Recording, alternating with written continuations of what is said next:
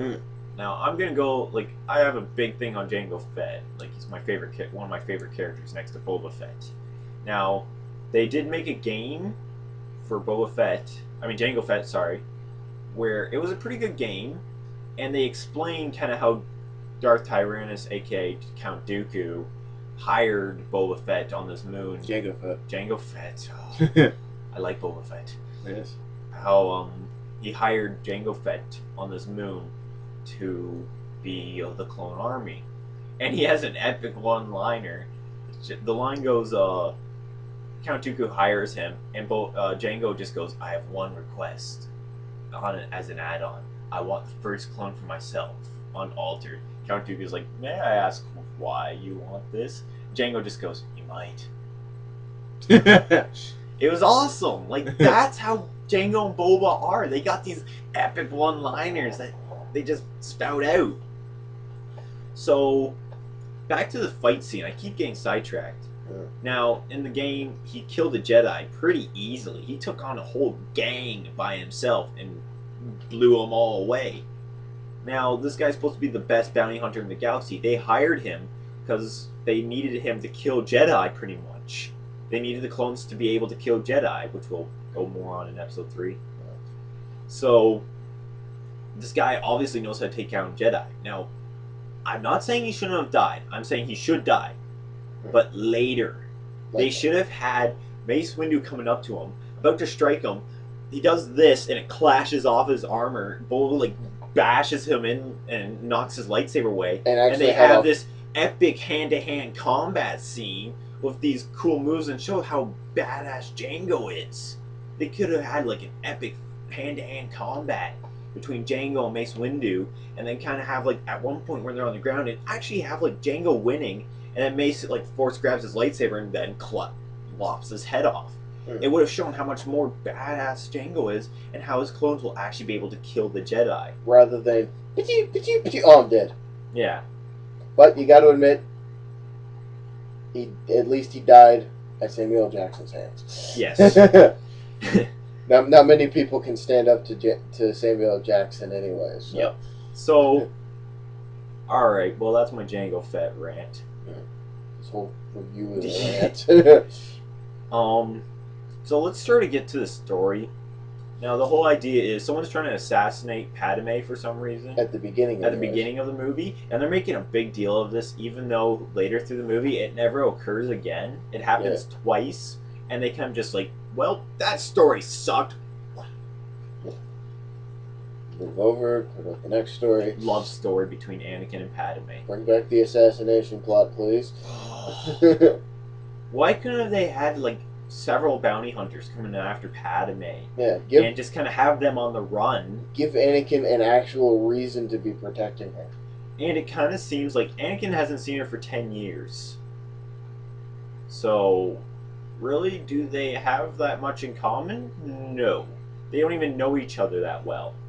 He even says she's forgotten me completely for some reason. Even though it's pretty obvious that she's like, Anakin? Oh, it's so nice to see you! Yeah, whatever. She's forgotten me, Jar Jar. Why am I talking to you? I knew anybody talking to you. Now, basically, the whole plot of this movie is Anakin's got a heart on. He needs to get laid. That's pretty much what's the whole story of this love scene. He's a teenager going through hormones, and he wants some putang. That's basically the love story. He tries to make it this whole epic Romeo and Juliet thing, but no, in the end, he just wants to get laid. Yeah.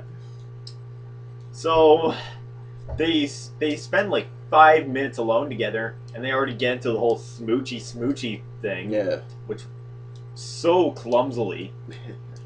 And while this whole love scene is going on, we got Obi-Wan finding these cloners, the comedians, who are kind of like they pretty much imply what the whole Star Wars episodes 1, 2, and 3 are all about. The Clone Wars. Robots without emotion. That's pretty much this whole movie is emotionlessness. Speaking of robots, I also noticed something. There's a lot of talk in this about how they hate droid, like how a lot of characters hate droids. You Yeah. notice that? Yeah. There is a lot of people saying, "Oh well, yeah, this is better than your droids do." Like that big guy that Obi-Wan talks to, Dex, who we don't know, never seen, but apparently knows everything. Yeah. Who is this guy? You know. Now, as far as I'm concerned, last time I went to my local diner in Thorndale, George there didn't really know much besides Greek. Or I don't know if he was Greek or not. I can't remember. I haven't seen him for a while. He was pretty cool though. I didn't talk to him. I was like, "Hey, can you tell me where this bazooka came from?" Yeah. And no, he didn't know that. Yeah. I'm not going to go to my local bartender and say, "Do you know what this little poisonous dart is?" Yeah. How does Obi-Wan know him? Yeah. What reason does Obi-Wan have to know a fat diner guy? See, this is personally why I think that Attack of the Clones should have been Episode 3, Revenge of the Sith should have been 4, New Hope should have been 5, Empire Strikes Back should have been 6, and Return of the Jedi should have been 7. But then we would have had to sit through 4 shitty movies. But maybe they could have explained it more. Granted. Maybe the episode... You can't fix Episode 2 or 3 or 1 yet with just one more movie.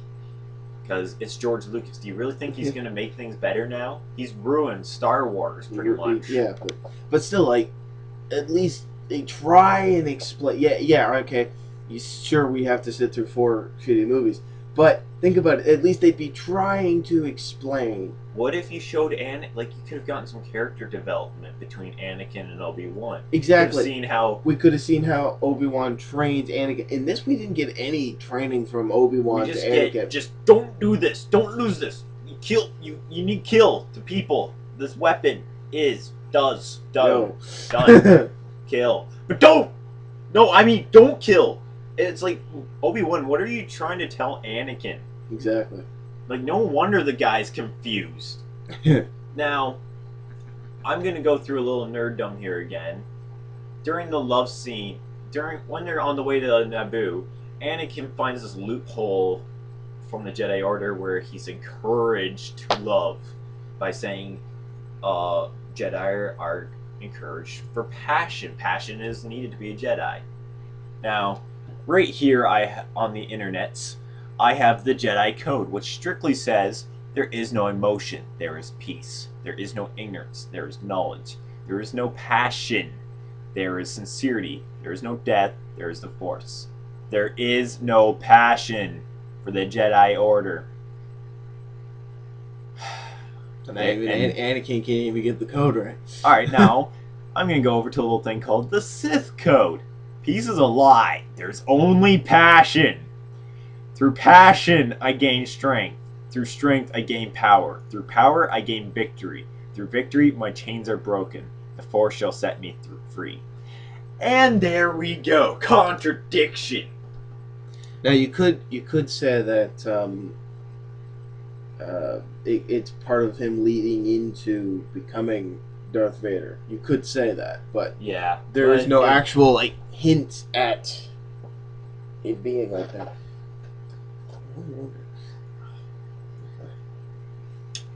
I'm not even on that. So let's just go on a little more into this love scene. Anakin and Padme have absolutely nothing in common. Now, I know the whole idea of opposites attract, like magnets, but you need something to have in common to fall in love. But when you come out and say, I think we should have an empire, a dictatorship, that's not a way of getting a senator to, Yeah. That's not how you get a girl. Also, telling people that you slaughtered innocent people is not a good way. Trust me. What was another mistake that Anakin made? Staring creepily at a girl doesn't work either. Complaining a lot doesn't help. Because usually a girl wants someone that's strong, tough, like a cool guy. One that understands them. when you contradict everything you say, make fun of her to her face, say that her ideas don't work, Is that exactly the right way of starting a relationship? not at all.